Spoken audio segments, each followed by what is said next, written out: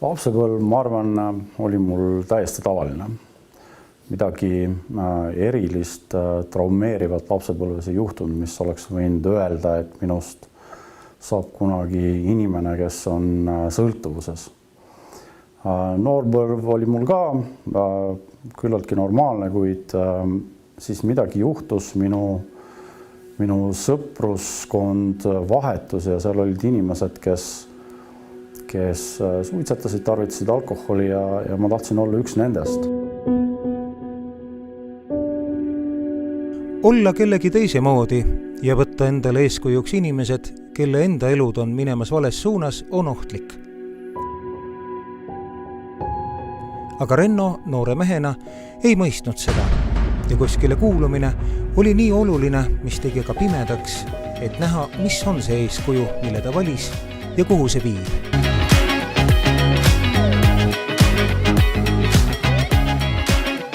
15-aastasena, ma arvan, oli see hetk, kus algas minu allakäik ja ise tähelegi panemata sai minust juba päris noores eas igapäevane alkoholi tarvitaja ja suitsetaja ning ma usun, et aasta-paari pärast juba lisandusid narkootilised ained, kanep, amfetamiin, mis tol ajal oli saada.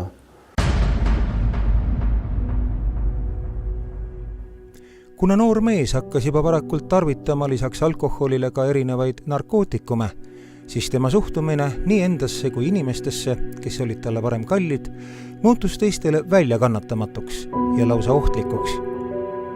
Renno kaotas lähedased ja sõbrad. Narkosõltuvus mehe elus muutus nii sügavaks, et ainete kogused aina kasvasid. Ma panin mingi hetk tähele, et ma ei suuda enam normaalne siis nii-öelda olla ilma nende aineteta.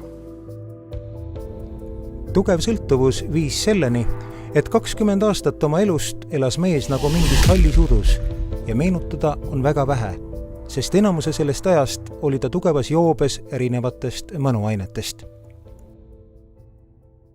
Ega ma suurt midagi ei mäletagi sealt. Ma mäletan, kuidas ma lõin pere, ma mäletan oma tütre sündi, kuid 20 aastast mäletada nii vähe sündmusi ja võib-olla veel mõnda üksikut on ikkagi päris vähe. Ehk siis kõik see periood oli selline hall ja pidevas mingisuguses tarvitamises alates paarist pudelist õllest kuni siis täiesti pilditu olemiseni välja.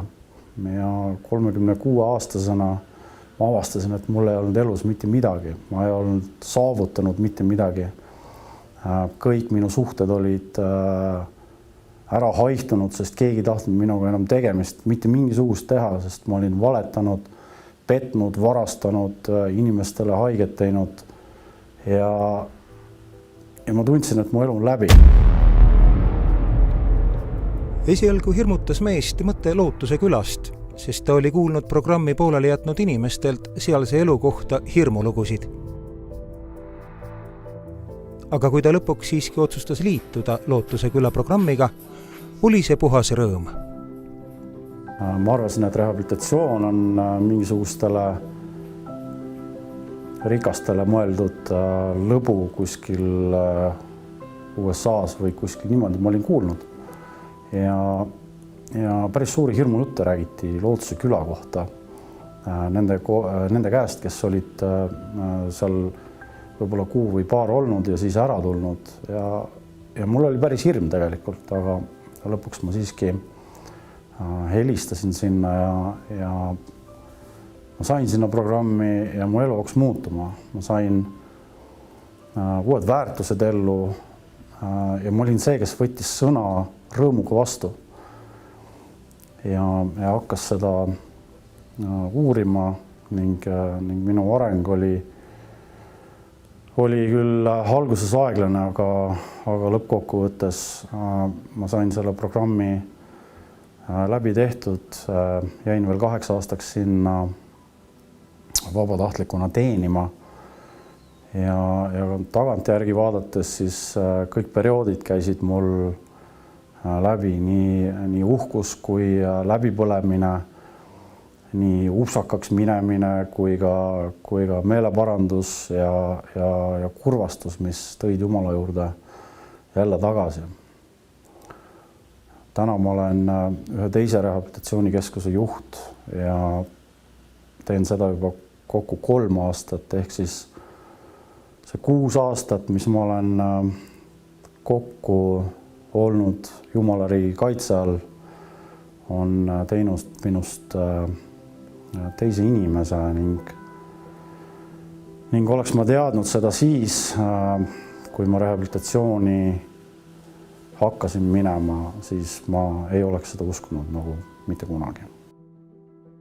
Viimased 3 aastat on Renno töötanud ja töötab siiani Päästearmee rehabilitatsioonikeskuse juhina ja aitab koos meeskonnaga sarnase taustaga inimestel oma elu korda saada.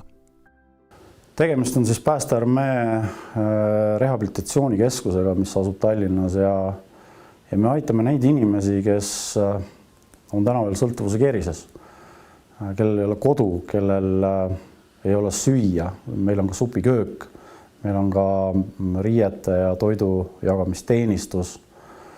Nii et me saame täna aidata neid veel, kes ei tea, mis on rehabilitatsioon.